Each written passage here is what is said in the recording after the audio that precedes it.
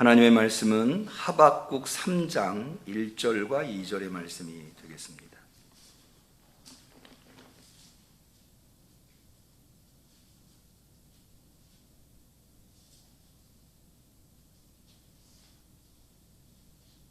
구약성경 1305페이지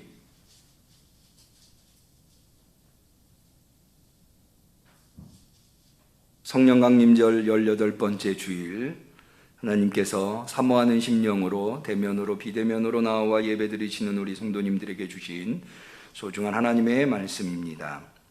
우리 다 같이 하박국 3장 1절 2절 말씀을 소리를 내어서 한 마음으로 받들어 읽도록 하겠습니다.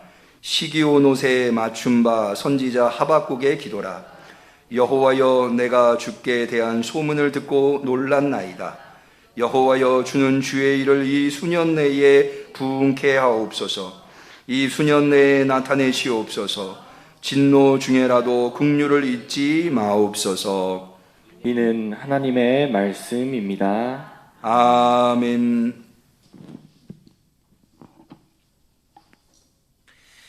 오늘은 우리 성도님들과 하박국서를 나눠보고자 합니다. 하박국은 3장으로 구성되어진 소선지서 중에 하나입니다. 그렇게 길지 않은 선지서고 더 많은 목사님들이 이 하박국서를 가지고 설교를 많이 하지 않는 듯 합니다만은, 그럼에도 불구하고 이 하박국서는 우리 기독교 신앙에서 대단히 중요한 구약의 예언서라고 할 수 있습니다. 왜 그런가 하면 이 하박국서는 기독교의 구원론의 핵심에 맞닿아 있기 때문입니다. 기독교 구원의 핵심이라고 하면 오직 믿음으로라고 하는 것입니다. 이 오직 믿음으로라고 하는 것은 전적인 하나님의 은총으로만 우리는 구원받을 수 있다고 하는 것입니다. 이것은 기독교 신학의 출발점이라고 할 수 있는 바울에게서부터 시작되어서 이 개신교가 금과 옥조로 여기는 구원론, 마틴 루터가 종교개혁을 일으킬 때에 솔라 피데, 오직 믿음으로 라고 하는 기치를 내걸고 종교개혁을 일으킨 것을 생각해 볼 때에 이 오직 믿음으로 라고 하는 말은, 이 말씀은 대단히 중요합니다. 바울은 로마서 1장 17절에 이것을 명백하게 기록하고 있습니다. 복음에는 하나님의 의가 나타나서 믿음으로 믿음에 이르게 하나니 기록된 바 오직 의인은 믿음으로 말미암아 살리라 함과 같으니라. 오직 의인은 믿음으로 말미암아 살리라. 바울은 로마서에 기록하고 있습니다. 그런데 이 바울이 기록하고 있는 오직 의인은 믿음으로 말미암아 살리라라고 하는 이 말씀은 사실 바울이 처음 사용한 말씀이 아니고 구약에서 인용해 온 말씀입니다. 바로 하박국서 2장 4절에 나와 있는 말씀인 겁니다. 하박국서 2장 4절에 보면 보라, 그의 마음은 교만하여 그의 속에서 정직하지 못하니라. 그러나 의인은 그 믿음으로 말미암아 살리라. 바울은 이 말씀을 대단히 소중히 여겨서 로마서에만 인용한 것이 아니라 갈라디아서에도 인용하고 있습니다. 사실 바울이 갈라디아서를 기록할 당시에 갈라디아 교회는 대단히 어려움을 경험하고 있었던 상황입니다. 교회가 두 쪽 날 위기에 놓여 있었습니다. 그때 바울이 갈라디아서 3장 11절에 또 하나님 앞에서 아무나 율법으로 말미암아 의롭게 되지 못할 것이 분명하니 이는 의인이 믿음으로 살리라 하였음이니라 라고 해서 갈라디아서 3장에 또 한 번 더 인용합니다. 바울만 이 말씀을 소중하게 여긴 것이 아니라 히브리서의 저자도 이 말씀을 대단히 소중하게 여겨서 히브리서 10장 38절에 오직 나의 의인은 믿음으로 말미암아 살리라, 또한 뒤로 물러가면 내 마음이 저를 기뻐하지 아니하리라 하셨느니라 라고 해서 하박국서의 말씀을 히브리서의 저자도 인용하고 있습니다. 사실 하박국서는 3장밖에 되지 않습니다만은, 그러나 오직 의인은 그 믿음으로 말미암아 살리라 라고 하는 말씀만 있는 것이 아니라 우리 성도들한테 대단히 익숙한 말씀들, 소중하면서도 희망을 주면서도 어쩌면 이제 우리가 곧 추석을 맞이하는데 추석이라고 하는 것이 이 추수를 가지고 감사하는 절기라고 한다면 이런 절기에 어떻게 보면 꼭 맞는 말씀이라고 할 수 있는 말씀들이 하박국서에 다수 나옵니다. 예컨대 여러분 잘 아시는 비록 무화과 나무가 무성치 아니하며 포도나무에 열매가 없으며 감람나무에 소출이 없으며 밭에 식물이 없으며 우리의 양이 없으며 외양간에 소가 없을지라도 나는 여호와를 인하여 즐거워하며 그의 나의 구원의 하나님을 인하여 기뻐하리로다. 하박국서에 나오는 말씀입니다.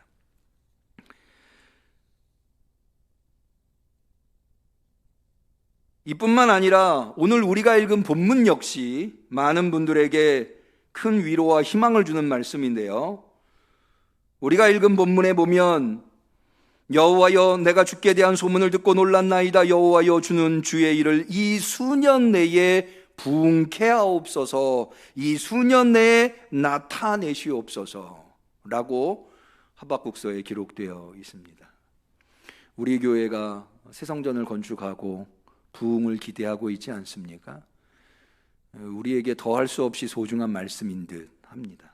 그런데 이 말씀은 우리 응암교회에게만 소중한 말씀이 아니라 희망을 주는 말씀이 아니라 사실은 이민족 더 나아서 온 세계가 기대를 걸어야 할 말씀이 아닌가. 왜냐하면 이어진 말씀에 이렇게 되어 있습니다. 진노 중에라도 긍휼을 잊지 마옵소서. 여러분 지금 온 세계가 코로나로 인해서 앞서 우리 이현목 장로님도 그런 기도를 하셨습니다마는 하루속히 코로나라는 질병이 사라지기를 간절히 간구하고 있는 이때에 진노 중에라도 긍휼을 잊지 마옵소서라고 하는 하박국서의 기도는 우리에게 대단히 소중한 하나님의 말씀이라고 할 수 있습니다. 오늘 이 말씀, 하박국서에 있는 말씀들을 살펴볼 때 우리의 질문은 이겁니다. 도대체 하박국은 어떻게 3장밖에 되지 않는데도 이 주옥 같은 말씀들을 담고 있는 것일까? 오직 의인은 그 믿음으로 말미암아 살리라. 수년 내에 부흥케 하소서. 진노 중에도 긍휼을 잊지 마옵소서. 무화과 나뭇잎이 마르고 포도가에 열매가 없더라도 여호와로 인하여 기뻐하리라라고 하는 이 너무나도 놀라운 고백들이 어떻게 하박국서에 담길 수 있었을까? 또 우리는 이 말씀들을 대할 때 기대하는 바가 있습니다. 그런데 그 기대가 정말 하박국서에 담겨 있는 의미와 일치하는가?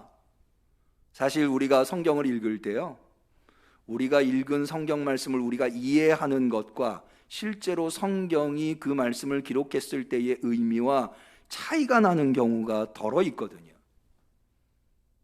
그러니까는 하박국서가 제공하고 있는 그 말씀의 본래의 의미가 무엇인가를 알고 우리가 그 의미를 마음에 새기는 것은 대단히 중요한 작업이라고 할 수 있습니다. 그래서 오늘은 이런 질문들을 가지고 하박국서를 통하여서 의미를 생각해보고 교훈을 얻어보고자 합니다. 먼저 이 하박국은 저자에 대해서 알려진 것이 거의 없습니다. 그러나 하박국 1장에서부터 3장까지 나오는 내용들을 살펴보면 이 하박국서가 어느 시대적 배경 속에서 기록되었는가 알 수 있습니다. 한마디로 얘기하자면 당시에 중동 지역의 패권을 장악했었던 아수르의 기세등등하던 세력이 기울어가고 다시 바벨론이라고 하는 신흥강국이 중동의 패권자로 등장하던 시기, 그러니까 국제 정세 속에서 대단히 혼돈의 시기에 하박국서가 기록된 것을 볼 수 있습니다.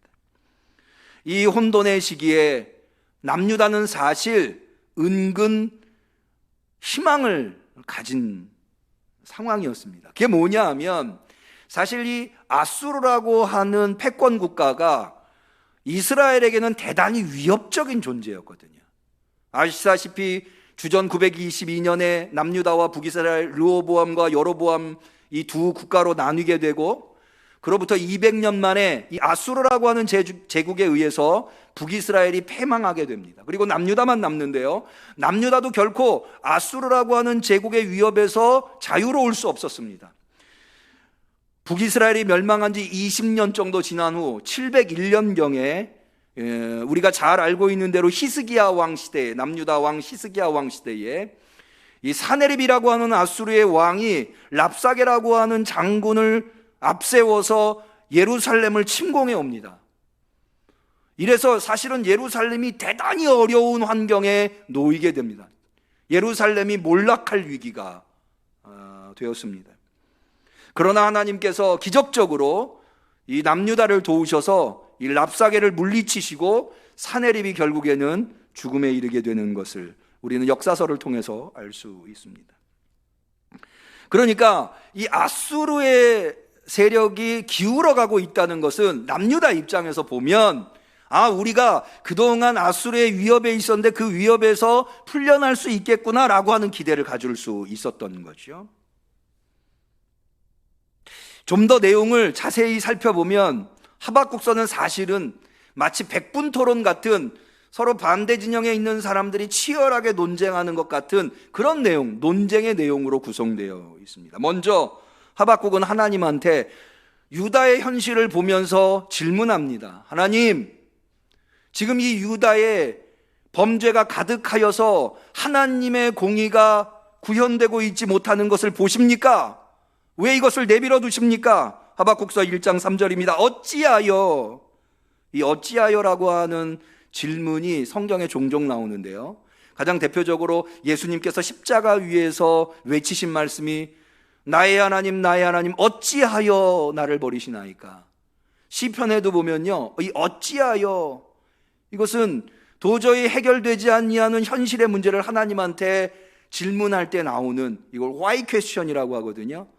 질문하는 겁니다. 하박국은 지금 유대의 현실 속에서 어찌하여 나로 간악을 보게 하시며 패역을 목도하게 하시나이까. 대저 겁탈과 광포가 내 앞에 있고 변론과 분쟁이 일어나나이다. 이러므로 율법이 해이하고 공의가 아주 시행되지 못하오니 이는 악인이 의인을 에워쌌으므로 공의가 굽게 행함이니라.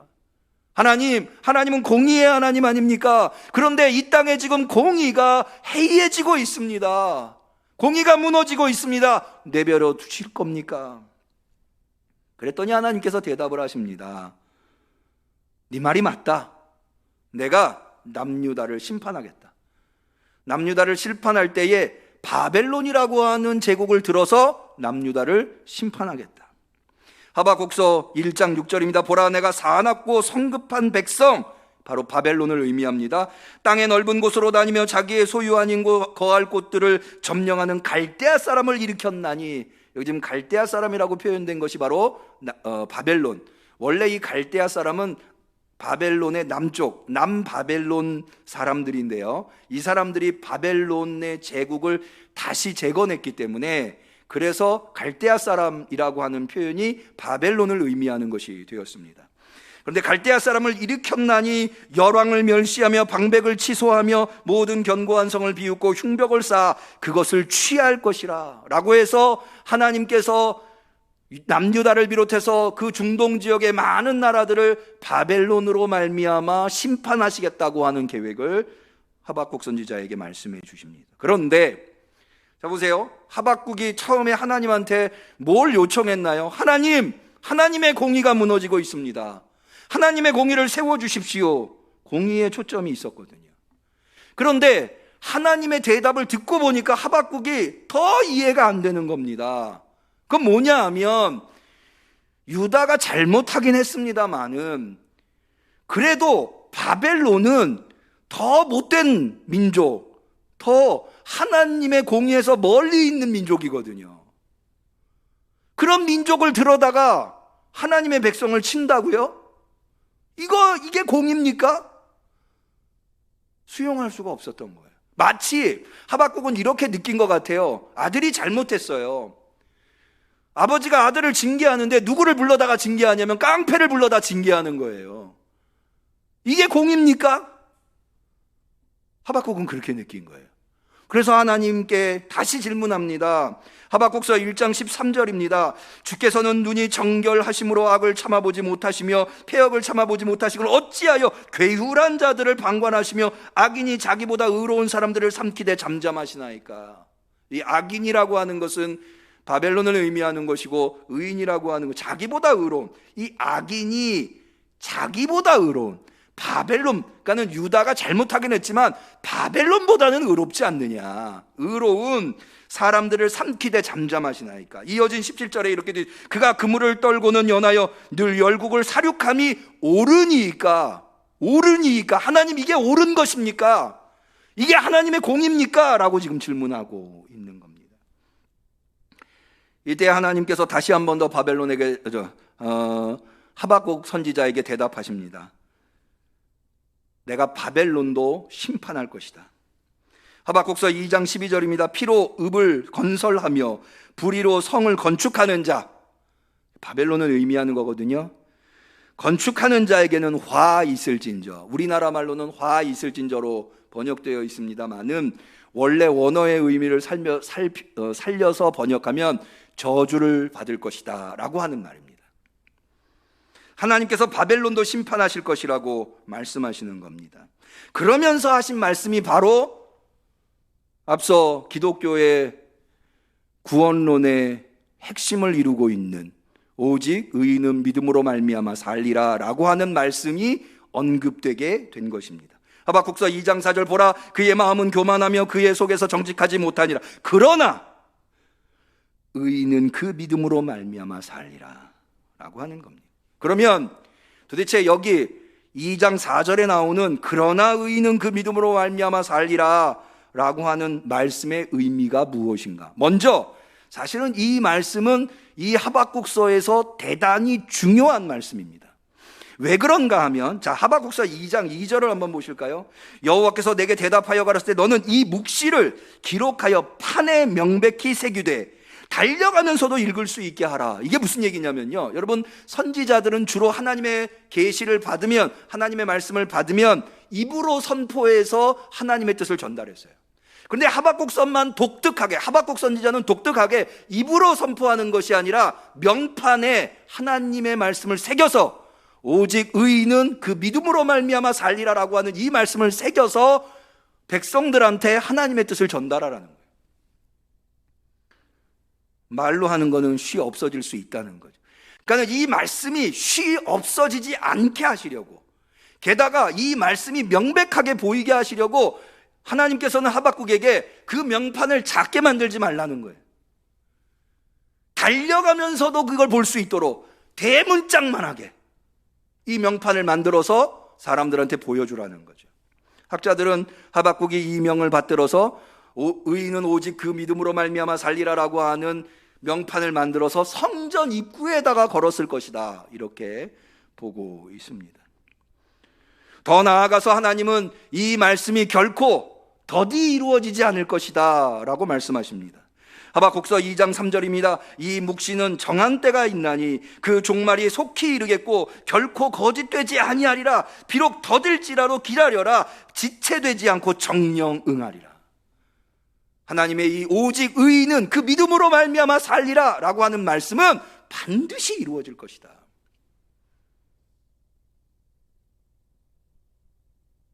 이런 문맥을 통해서 우리가 의인은 그 믿음으로 말미암아 살리라 라고 하는 의미가 무엇인가, 하박국서에 담겨있는 의미가 무엇인가를 생각해 본다면 이렇게 볼 수 있습니다. 자, 지금 국제정세는 대단히 혼돈스럽습니다. 게다가 유대인들의 태반은 아수르의 세력이 약화됨으로 말미암아 자신들이 더욱더 자유로워질 것이라고 기대했는데 정작 하나님께서 주신 말씀은 그런 기대와는 정반대에 유다가 자유로워지는 게 아니라 아수르보다 더 강력한 폭력적인 바벨론이 와서 유다를 아예 멸망시켜 버릴 것이다 라고 말씀하시는 거예요. 그러니까는 얼마나 혼돈스럽고 얼마나 두려웠겠습니까? 하박국이 이 이야기를 들을 때 얼마나 괴롭고 두렵고 혼돈스러웠겠어요. 하나님의 공의는 어디에 있고 도대체 이 민족의 미래는 어떻게 될 것인가? 그런데 하나님은 그런 하박국에게 말씀해 주시는 겁니다. 그러나 의인은 그 믿음으로 말미암아 산다. 무슨 이야기인가 하니 그렇게 혼돈스럽고 그렇게 두려운 상황이 발생할 수 있지만, 발생하게 될 거지만, 그러나 그 혼돈 속에서, 그 두려움 속에서 믿음을 지킨다면, 하나님에 대한 신뢰를 포기하지 않는다면, 의인으로서 그 자리를 지킨다면, 그러면 그는 살게 될 거라는 겁니다. 여러분, 간혹 뉴스를 보면요, 미국에서 폭동이 일어났을 때 막 상점들에 들어가서 도난 강도들이 생겨나고, 그 강도가 아니어도 말이죠. 왜 지금 코로나가 지금은 어느 정도 통제 상황으로 가고 있습니다만, 맨 처음에 코로나 발생했을 때 유럽이나 미국에서는요, 뭐 사재기가 일어나는, 얼마나 혼돈스럽습니까? 여러분, 혼돈과 두려움 속에서는요, 평소에 아주 바르고 정직하게 살던 사람들도 막 그 혼돈의 소용돌이 속에서 흔들려가지고 잘못된 길에 들어서는 경우들이 있어요. 그런데 하나님 말씀하시는 거예요. 그렇게 혼돈스러운 상황이 발생하고 그렇게 두려운 상황이 발생한다 하더라도 믿음으로 자신의 신앙을 지키는 거예요. 아니야, 지금은 혼돈스럽지만, 두려움이 앞에 놓여 있지만 하나님이 다 해결하실 거야. 결국에 하나님 붙드는 사람이, 결국에 하나님의 말씀 위에 서 있는 사람이, 아무리 다른 사람들이 강도짓하고, 아무리 다른 사람들이 하나님을 떠나고, 아무리 다른 사람들이 말씀에서 떠난다 하더라도 나는 절대로 떠나지 않고 끝까지 신앙을 지키고 끝까지 하나님의 말씀을 지키고 끝까지 하나님의 뜻대로 살 거야 라고 결정하는 사람들, 소수겠죠. 그런 사람들은 하나님은 절대로 망하지 않게, 그 혼돈 속에서, 그 환난 속에서 쓰러지지 않게 살려주시겠다. 오직 의인은 그 믿음으로 말미암아 살리라. 그런 의미가 되겠습니다. 여러분, 이 말씀을 통해서 우리가 상당히 수준 있는, 사실 굉장히 수준 있는 교훈 한 가지를 얻어볼 수 있어요. 자, 하박국이 이제까지 왜 하나님, 어찌하여 하나님, 이렇게 질문했습니다. 근데 하나님께서 뭐라고 대답하시는가 하면, 내가 그렇게 하는 거다, 내가 해결하겠다. 그랬더니 하박국 선지자의 태도가 바뀝니다. 어찌하여 이렇게 물어보던 하박국 선지자가 하박국의 마지막에 나오는 것처럼, 비록 무화과 나무가 무성치 못하며 포도나무에 열매가 없으며 감람나무에 소출이 없으며 밭에 식물이 없으며 우리의 양이 없으며 외양간에 소가 없을지라도, 현상은 이래요, 상황은 이래요, 혼돈이고 무질서고 공의가 무너졌고 두려움이고 염려고 걱정이에요. 무화과 나무가 무성치 않고 포도나무에 열매가 없고 감람나무에 소출이 없고 밭에 식물이 없으며 우리의 양이 없고 외양간에 소가 없다면 두려워하지 않을 사람이 어디 있어요? 염려하고 걱정하지 않을 사람이 어디 있어요? 그런데 하박국 선지자의 고백은 바뀝니다. 나는 여호와로 인하여 즐거워하며 나의 구원의 하나님을 인하여 기뻐하리로다. 주 여호와는 나의 힘이시라. 나의 발을 사슴과 같게 하사 나로 나의 높은 곳에 다니게 하시리로다. 할렐루야.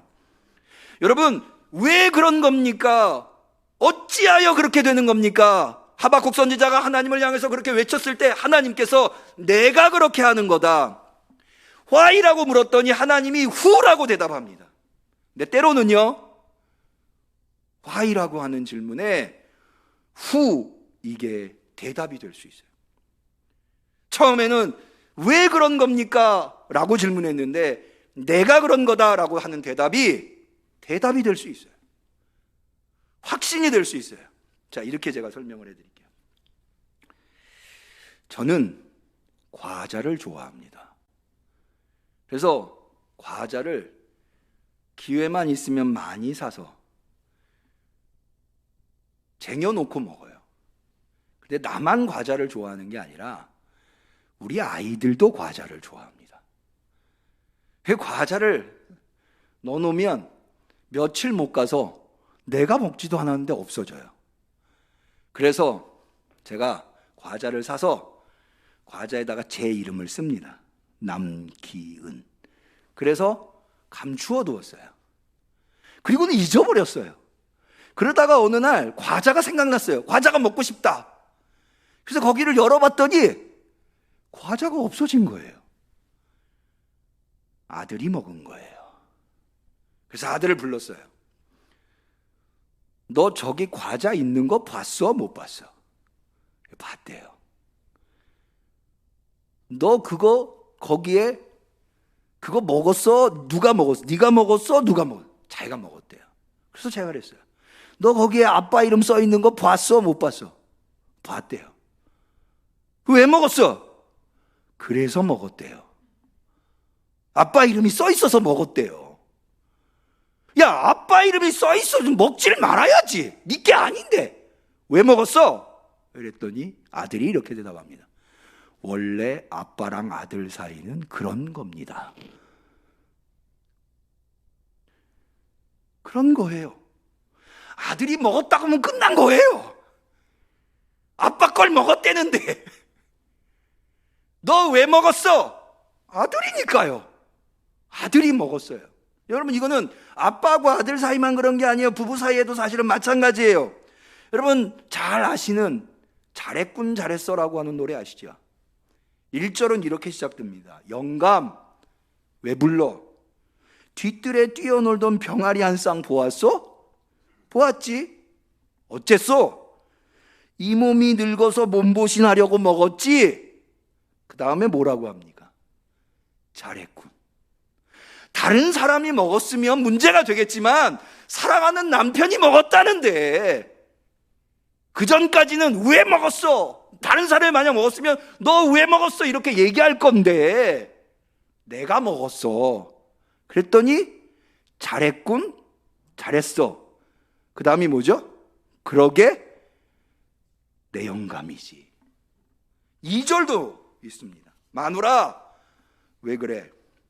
왜 그래요? 외양간에 메어놓은 얼룩이 황소를 보았나? 보았죠. 어째소? 친정집 오라버니 장가들 미천으로 주었습니다. 뭐라 그럽니까? 잘했군, 잘했어. 여기서 끝나지 않죠? 그러게 내 마누라지. 왜 그런 겁니까? 하나님이 말씀하십니다. 내가 그런 거야. 그럼 끝난 거예요. 무화과 나무에 소출이 없고 외양간에 송아지 없어도 나는 여호와로 인하여 하나님이 그러셨다면 이유가 있겠죠. 하나님이 그러셨다면 하나님의 계획이 있으시겠죠. 저는 하나님을 믿습니다. 내 비록 지금은 무화과 나무에 소출이 없고 내 비록 지금은 외양간에 소가 없을지라도 하나님이 그러셨다면 하나님이 해결하실 거로 믿습니다. 여러분, 이게 신앙 아닙니까? 하나님이 그러셨다는데 뭔 소리를 더 합니까? 이제 하박국은 이 하나님에 대한 신뢰 앞에 두 가지를 기도합니다. 첫 번째가 뭐냐 하면 진노 중에라도 긍휼을 잊지 마옵소서. 여러분, 이것은 하박국이 할 수 있는 하나님 앞에 올려드린 저는 최고의 간구라고 봅니다. 하나님의 심판이 예고됐어요. 바벨론을 들어서 내가 유다를 칠 것이다. 얼마나 두렵습니까? 얼마나 혼돈스럽고 괴롭겠습니까? 그 속에서 선지자는 왜라고 질문했습니다. 근데 하나님이 대답하셨습니다. 그 대답을 들은 선지자는 더 이상 왜라는 질문을 하는 것 대신에 하나님께서 오직 의인은 믿음으로 말미암아 산다라고 하는 약속의 근거에서 하나님께 간구합니다. 주님, 그럴지라도 진노 중에 긍휼을 잊지 마옵소서. 두 번째 간구는 늦지 않게 수년 내에 부흥케 하소서. 이겁니다. 하나님의 계획이 그러실지라도, 그래서 하나님의 사람들이 믿음을 지키려고 할지라도 사람은 연약합니다. 쓰러질 수 있습니다. 하니 진노만 베풀지 마시고 긍휼함으로 봐주옵소서. 하나님, 인간이라고 하는 것이 견디기 얼마 견디지 못합니다. 하니 너무 오랫동안 가지 마시고 수년 내에 부흥케 하옵소서. 이 두 가지를 간구하고 있는 겁니다. 여러분, 하나님은 실로 진노 중에 긍휼을 잊지 아니하시는 분입니다. 그것은 태초로부터 오늘날 우리에게까지 마찬가지입니다. 여러분, 아담이 하나님의 놀라운 은총으로 에덴 동산에서 나는 모든 실과를 먹을 수 있었습니다. 딱 한 가지 선악과만 하나님이 먹지 말라고 명하셨습니다. 그럼에도 불구하고 다른 모든 실과를 먹을 수 있었음에도 불구하고 아담은 그것을 따먹었어요. 하나님은 심판할 수밖에 없었습니다. 에덴 동산에 더 이상 아담을 둘 수 없었던 거죠. 그러나 그런 순간에도 하나님은 긍휼을 잊지 않으셨습니다. 창세기 3장 21절, 여호와 하나님이 아담과 그 아내를 위하여 가죽옷을 지어 입히시니라. 가죽옷을 지어 입히셨습니다. 노아 홍수 때는 어떠합니까? 세상에 너무나 죄가 만연해 있었습니다. 심지어 하나님께서 인간을 창조하실 것을 후회할 정도로 세상에 죄악이 충돌해 있었습니다. 그러나 그럼에도 불구하고 하나님은, 그래서 하나님이 세상을 물로 심판하려 하셨지만 노아에게만은 방주를 준비할 수 있게 하셨습니다. 그리고는 40일 심판이 끝나자마자 하나님은 마련해 두셨던 무지개를 보여주시면서 내가 다시는 세상을 물로 심판하지는 않겠다. 비가 많이 내리더라도 걱정하지 말아라. 진노 중에 하나님의 긍휼이 임한 겁니다. 이스라엘 백성이 하나님의 놀라운 기적으로 애굽에서 나왔습니다. 애굽을 어떻게 이깁니까? 10가지 재앙을 통해서 애굽을 꼼짝달싹 못하게 만들어 애굽에서 나왔습니다. 나와서도 하나님은 홍해를 갈라서 하나님이 얼마나 위대하고, 하나님 그 위대하고 전지전능한 하나님이 얼마나 이스라엘 편에서 역사하시는가를 보여주었습니다. 그럼에도 불구하고 이스라엘은 광야에서 허구한 날 하나님을 원망하고 불신하고 차라리 애굽으로 돌아가는 게 나았겠다라고 불평불만하였습니다. 결코 하나님이 용서할 수 없었습니다. 그래서 불뱀이 나타나 이스라엘 백성들이 다 죽을 지경에 이르게 되었습니다. 모세가 그 순간에 하나님한테 간구합니다. 하나님, 이 백성을 광야에서 다 죽게 만드실 겁니까? 하나님께서 그들을 긍휼히 여겨 구리뱀을 달아올려 그것을 보는 자는 불뱀에 죽지 않게 하도록 만들어 주셨습니다. 하나님의 진노 중에도 긍휼을 잊지 아니하셨던 겁니다. 여러분, 바로 우리가 여기서 이 자리에서 예배를 드릴 수 있는 것, 그것이야말로 하나님의 진노 중에 베푸신 긍휼임을 알 수 있습니다. 우리 중에 누가 하나님 앞에 감히 나설 수 있는 사람입니까?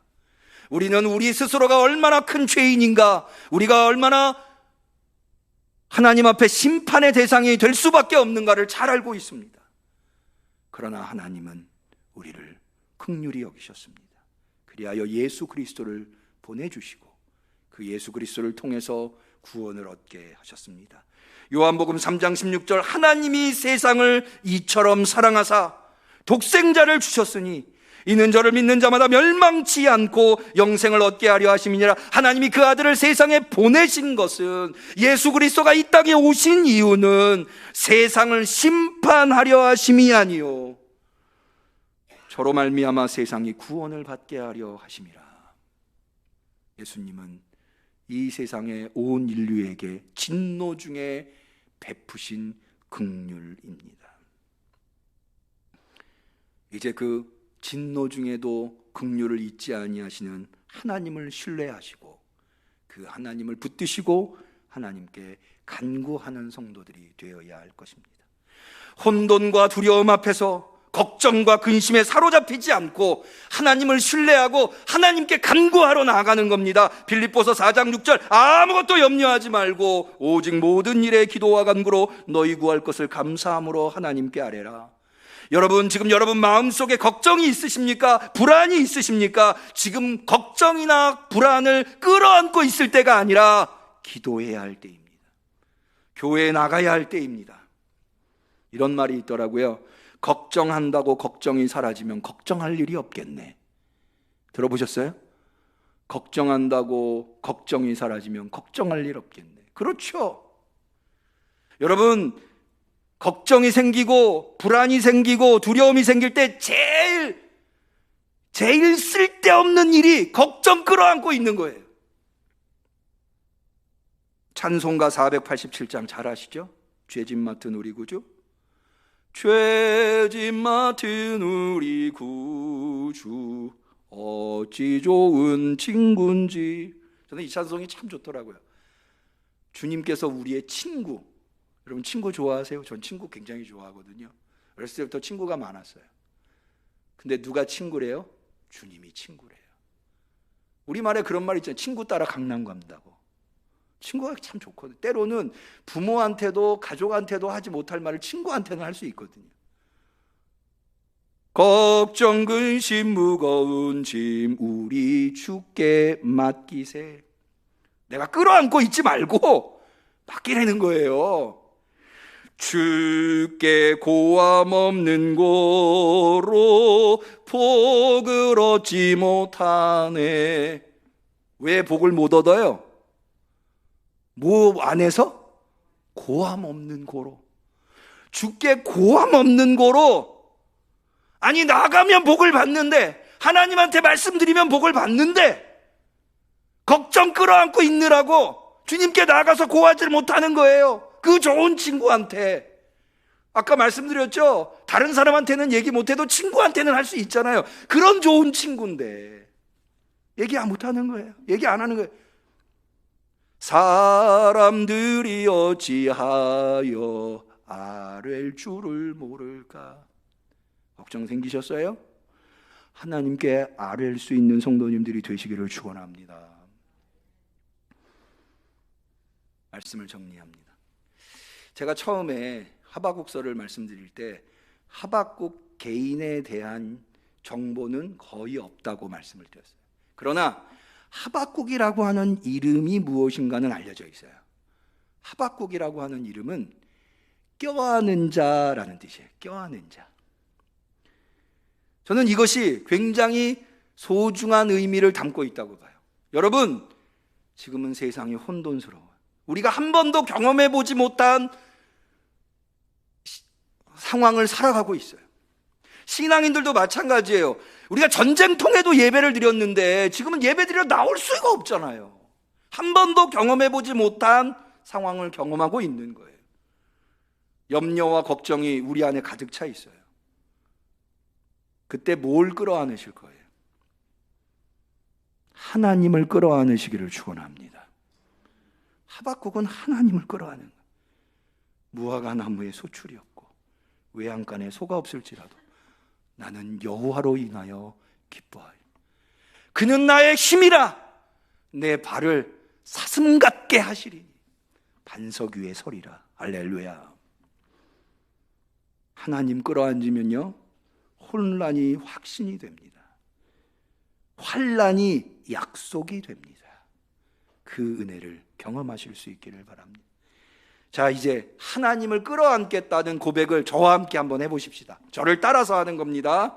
나의 구원의 하나님을 인하여 기뻐하리로다. 진노 중에라도 긍휼을 잊지 마옵소서. 여호와여, 이 수년 내에 내 가정을 부흥케 하소서. 여호와여, 이 수년 내에 우리 응암교회를 부흥케 하소서. 여호와여, 이 수년 내에 우리 민족을 부흥케 하소서. 기도하겠습니다. 하나님 아버지, 하나님 붙듭니다. 아니, 하나님을 끌어안습니다. 주님이 환난과 염려와 걱정 속에서 해방되어 오직 하나님을 신뢰함으로 기쁨을 얻는 우리들이 되게 하옵소서. 하나님이 해결해 주실 줄로 믿습니다. 하나님의 귀한 뜻이 이루어질 줄로 믿습니다. 그 믿음으로 승리하는 우리 성도들 되게 하옵소서. 예수님의 이름으로 기도 올리옵나이다. 아멘.